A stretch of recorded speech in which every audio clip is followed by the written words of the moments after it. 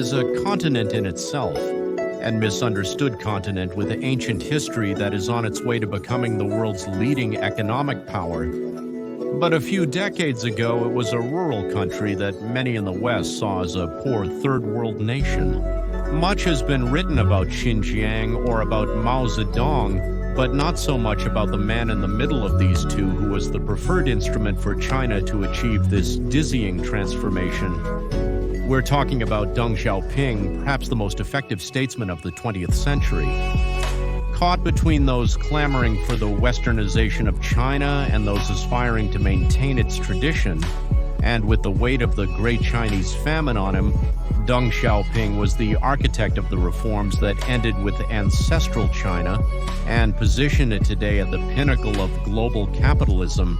And unlike the Soviet Union, he did it without the need to disrupt the relentless but stable political system of this gigantic nation.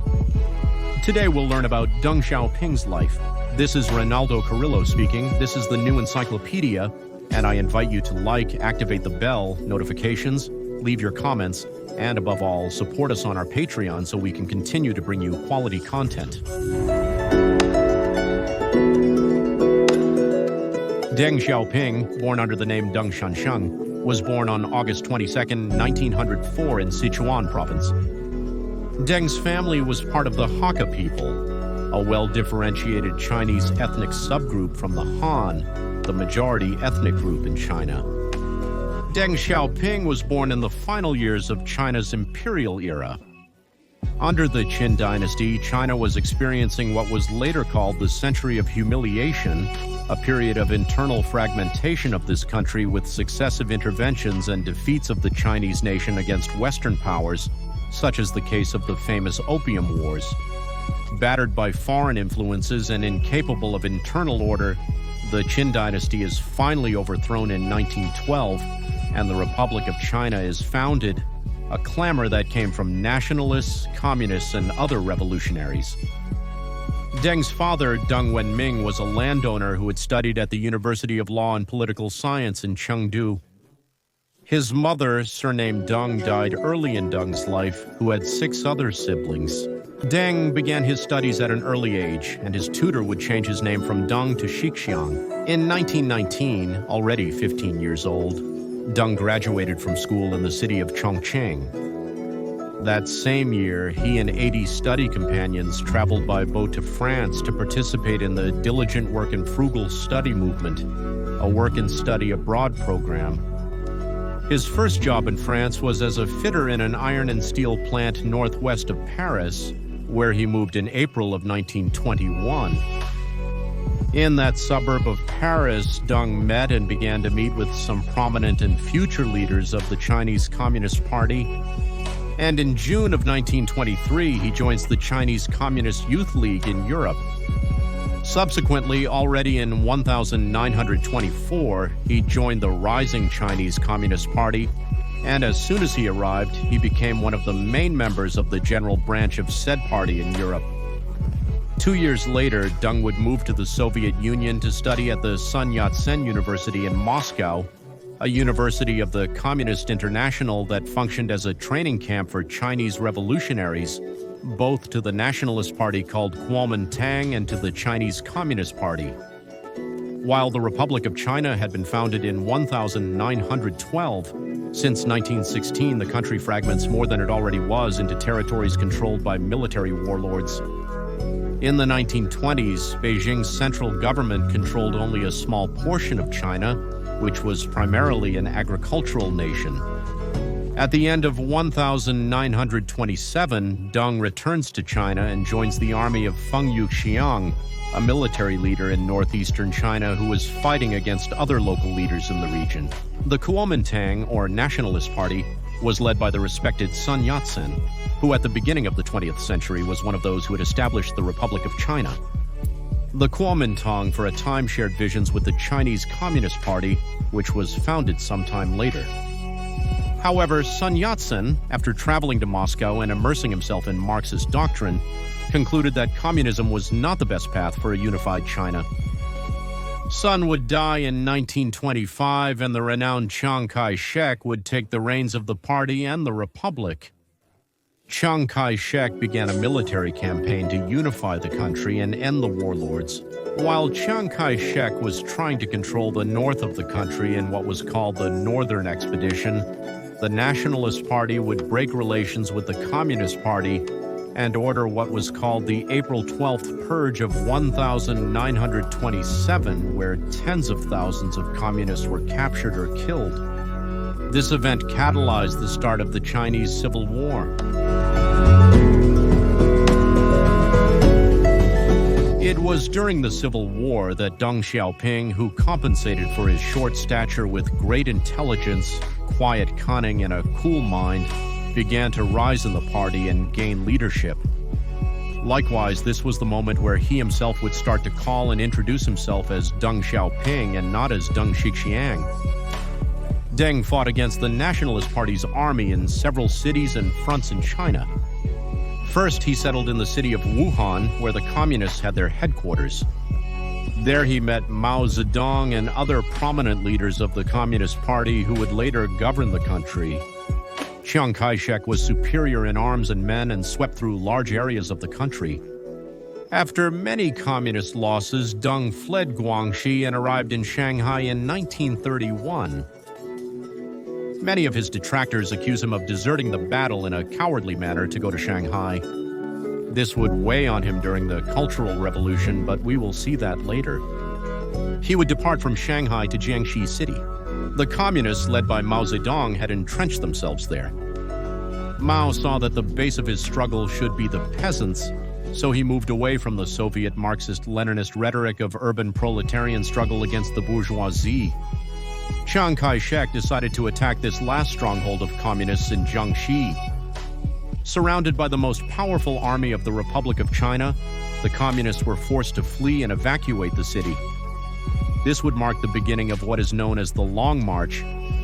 About 100,000 men left Jiangxi, and the march ended a year later, when only between 8,000 and 9,000 survivors, including Deng Xiaoping, arrived in the northern province of Shanxi.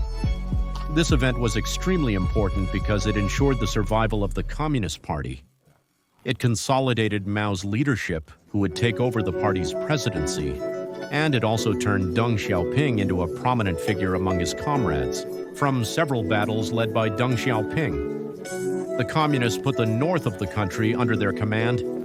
However, the Civil War had to be paused, because in 1937 the Japanese invaded the country. Both the Kuomintang and the Communist Party reached a ceasefire to both focus on defeating the invading army. During World War II, Deng was seen by his associates as a highly respected revolutionary veteran for his fight against Japan and for his leadership during the Long March. Finally, the combat of the United States and the Soviet Union against Japan led to the departure of the Japanese from Chinese territory in 1945. Deng would travel to Chongqing to negotiate an armistice with Chiang Kai-shek.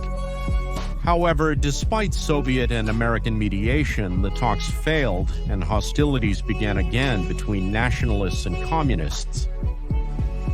But the Japanese invasion had changed the balance of power, wearing down the nationalists and allowing the communists the opportunity to regroup forces in the north.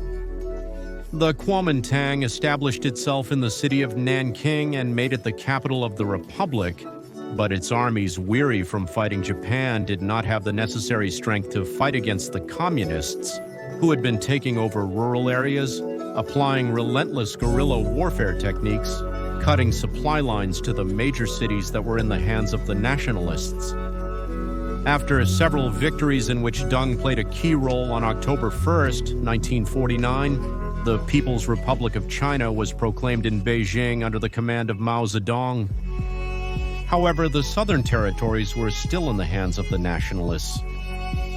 Deng led the pacification campaign in southern China, and little by little the Kuomintang was forced to abandon their major cities. The Communist Army, now officially called the People's Liberation Army of China, suppressed any nationalist resistance, forcing the Kuomintang to flee to the island of Taiwan. With the Kuomintang out of the equation, the Chinese Communist Civil War, Mao Zedong thus imposes himself on the Chinese communists. Mao Zedong thus imposes himself on a country of 600 million people and ends a long period of weak central governments and national fragmentation.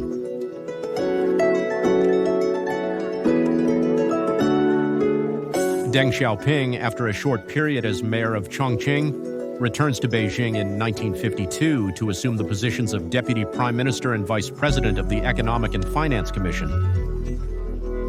Within the Communist Party, there was a debate between those who rejected abruptly changing the traditional culture of the Chinese people and those who considered the Western one. Deng was always a supporter of the latter, the Western one. Deng was always a supporter of the latter. The Rise and Five already became part of the Standing Committee of the Political Bureau, that is, the Power Summit of the People's Republic of China. However, Mao begins to see him as a threat to his figure, and the discrepancies between them began to surface during the economic crisis and the so-called Great Leap Forward process. During the early years of the communist government, China relied heavily on the economic support of the Soviet Union despite tense relations. Mao was concerned about the immense debt that was being acquired with industrialization in the cities. Mao decided that it was time for industrialization in the cities. Mao decided that it was time for China to move forward alone with an economic plan he called the Great Leap Forward.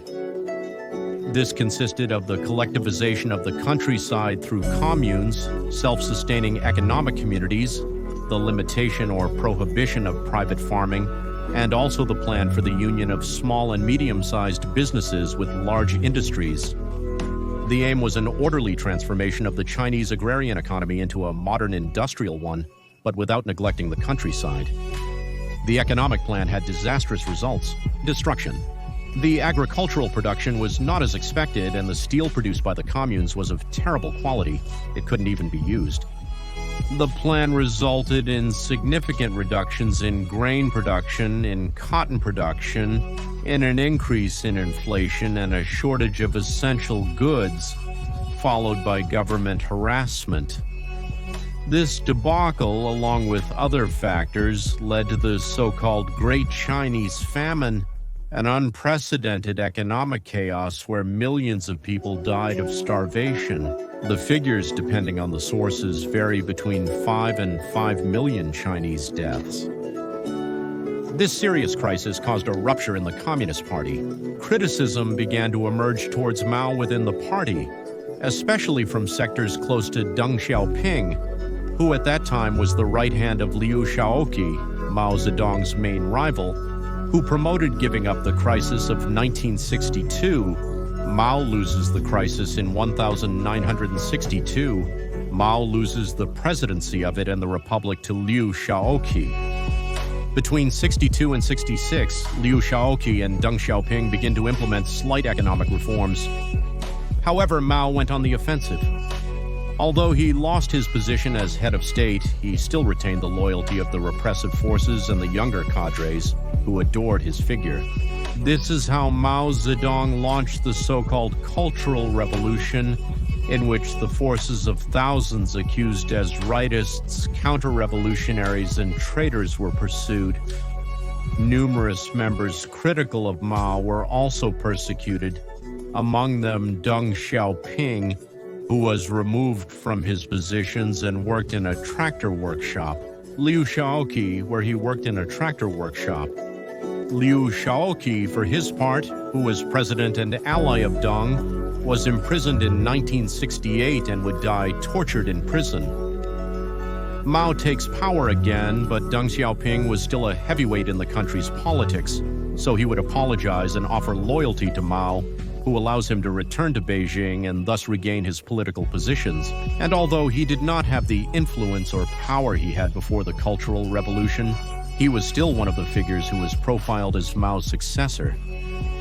Mao, like Stalin, dies in power in 1976 and leaves Hua Guofeng as his successor, a weak politician within the party. A struggle begins between Maoist leaders and Deng Xiaoping, who was again stripped of his positions. In turn, China was receiving more and more influence from Western economic groups that saw China as a great business space and clamored for its opening, like the Rockefeller Foundation. which had been increasing its presence in China's scientific and academic financial institutions for decades. Hua Wufeng fails to consolidate leadership, and the most critical members to Hua Guofeng saw in Deng Xiaoping a stabilizing figure who from his party. Deng would return to Beijing in the 22 of the party. Deng would return to Beijing, and on the 22nd of July, 1977, he returns to the government of the Political Bureau, Vice President of the Military Commission and Chief of the Political Bureau, Vice President of the Military Commission and Chief of the General Staff of the People's Liberation Army. Once again consolidated, Deng would be the great enabler of the reforms that would change China forever.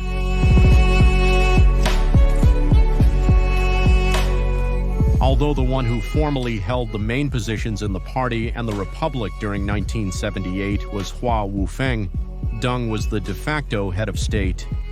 He had the support of the bureau and the armed forces and was the one who exercised power directly. Once there, Deng would drive an economic and political plan that would change the fate of China. Deng's 4 modernizations of agriculture, industry, national defense, and science and technology. The first reforms were directed towards agriculture. That was Deng's priority at that time. He started by ending Maoist collectivization and applied the so-called system of responsibility in production through family contract with income based on performance, that is, the old or personal ones.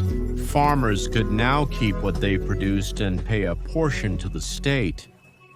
This measure alone increased production at notable levels, also increased the living standards of millions of farmers and stimulated rural industry. By 1984, grain production had already increased by 56%. Another of the most important reforms was the creation of special economic zones for foreign companies, which would be exempt from many of the state's regulations. In these special zones, transnational corporations could settle and operate under their own labor regulations. This gave way to the famous Made in China, which enabled the transfer of multiple American and world industries and manufacturers to China to take advantage of cheap labor, thereby creating an economic dynamic that has been denounced by some as pseudo-slavery due to its working conditions. The truth is that the application of these policies led to the country's economic growth in many areas, but especially in terms of technological production, goods and services, and exports. This was the biggest so-called one country, two systems. And it's important to mention that called one country, two systems. And it's important to mention that also influenced by the Malthusian policies of birth control in the West, Deng Xiaoping established the famous one-child policy, which has resulted in China facing a serious problem of demographic aging in the 21st century. It's very striking that despite the economic opening, Deng Xiaoping did not want or need to apply an opening at the level of political structure. Unlike what happened in the Soviet Union, he knew how to apply all these liberalizing reforms in the economy without opening new power spaces and without westernizing the one-party political system that remained unchanged during all these years until today. Despite the fundamentals: 1. Perseverance in the socialist path. 2. Perseverance in fundamentals. 1. Perseverance in the socialist path. 2. Perseverance in the people's democratic dictatorship. 3. Perseverance in the direction of the Communist Party. And 4. Perseverance in Marxism, Leninism, and Mao Zedong thought. In addition to strengthening the rural agricultural industry and foreign investments, the initial reforms also conceived strengthening the industry in the cities. The central government gave certain freedoms to private enterprise to operate and also partially decentralized the price system established by the government. This led to the disappearance of the rationing of the Maoist era. Industrial production increased, private companies began to grow, and in addition to this, the service sector began to expand in the country. China's economic growth under Deng Xiaoping also allowed the country to take a much more prominent place in the international concert. The West wanted to do business and invest in the country. After years of isolation, the United States comes to recognize the People's Republic of China and even visits President Jimmy Carter in Washington, and later visits the headquarters of important transnational companies in that country, making clear the new economic priorities for China's commercial and technological development. Likewise, this position of strength allowed him to negotiate with Margaret Thatcher's United Kingdom the return of Hong Kong, and with Portugal the return of Macau, under the logic of one country, two systems. During the 80s, Deng continued to deepen the gradual and controlled liberalization of the economy, true to his calculating style. However, this economic process was not without its problems. By the end of the 80s, a macroeconomic imbalance occurred with high inflation rates that led to a political crisis with the protests in Tiananmen Square in 1989. Deng's government quickly and violently controlled the protests with the army. This repression and the thousands of deaths it allegedly left behind represented a minor political and diplomatic setback for the Chinese government. However, Deng controlled the situation and maintained the deepening of the country's economic growth. By the 90s, an elderly Deng had officially left his positions in the party, but continued to lead from the shadows against other political rivals. In '92, he reopened the Shanghai Stock Exchange, which today is one of the most important in the world, and the Shenzhen Stock Exchange. During this decade, those who followed him, leaders loyal to Deng, implemented a rapid privatization of companies, reduced state regulations on private investment, and joined the World Trade Organization. After the inspection by the World Trade Organization, After the inspection of the South, Deng Xiaoping retired from public life and fell ill with Parkinson's disease. Deng Xiaoping would pass away on February 19, 1997 at the age of 92. Since the reforms undertaken by Deng Xiaoping, China's economic growth has been rapid and sustained. Economists and international organizations estimate an annual gross domestic product growth of China of 9.5% from the period of 1978, when Deng took power, until 2005. Since the implementation of the reforms, China's gross domestic product has multiplied by 10. It is estimated that Deng Xiaoping's measures lifted between 500 and 800 million Chinese out of Western poverty measures. Nostalgics for old China have also emerged, those of Mao and Imperial China, who no longer recognize a sovereign Chinese people differentiated from the rest of the West. In response to this, Xi Jinping has had a policy aimed at recovering old Chinese symbols and traditions. The Chinese case is of interest to the world, as it rejects Western-style democratic and parliamentary forms, while it is economically prosperous and maintains unquestionable political stability. Due to the non-democratic nature of its government in the West, there is no discussion about the legacy of Deng Xiaoping, who with the previous figures could be classified as one of the most effective statesmen of the 20th century. More is said about Mao Zedong, who was the leader during the war and who unified China, and even about Xi Jinping, the current president of China, who has consolidated his power like no other leader, and who has put the country to compete hand-in-hand with the United States on economic, diplomatic, and even technological fronts. However, that would be impossible today without the reforms and vision enabled by Deng Xiaoping. Reynaldo Carrillo spoke to you. This is the New Encyclopedia. I hope you liked this video. Don't forget to subscribe to the channel. Leave your comments, like it, hit the bell, and follow us on our Instagram account at the New Encyclopedia. Thank you.